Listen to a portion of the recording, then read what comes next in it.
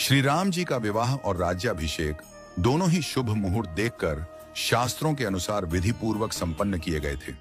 फिर भी न तो उनका वैवाहिक जीवन सुखद रहा और न ही राज्याभिषेक पूर्ण हो सका। विवाह के तुरंत बाद उन्हें वनवास मिला और राज्याभिषेक के दिन ही उन्हें राजमहल की जगह वन की ओर प्रस्थान करना पड़ा। यह सब विधि का विधान था। जब इस दुखद परिस्थिति का कारण पूछा गया तो महर्षि वशिष्ठ जी ने कहा, सुनहु भरत, भावी प्रबल बिलखी कहे मुनिनाथ, हानि लाभ जीवन मरण यश अपयश विधि हाथ।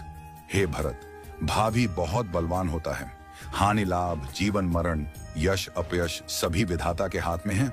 मनुष्य चाहकर भी भाग्य को नहीं बदल सकता।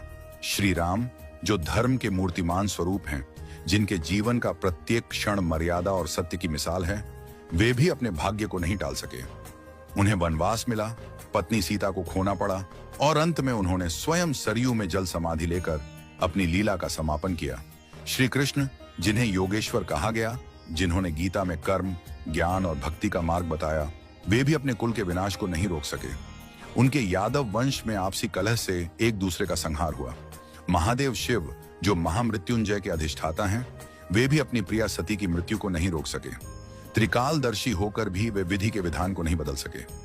रामकृष्ण परमहंस, जिन्हें दिव्य सिद्धियां प्राप्त थीं और जिन्होंने हजारों लोगों को ईश्वर का मार्ग दिखाया, वे भी कैंसर जैसी बीमारी को नहीं रोक सके। उन्होंने कहा था, यह शरीर नश्वर है, आत्मा ही अमर है। रावण, जिसके पास अपार बल और ज्ञान था, जो शिव का भक्त था, वह भी अपने अहंकार के कारण नाश को नहीं टाल सका। कंस, जो जानता था कि श्री कृष्ण उसका अंत करेंगे, फिर भी विवश था।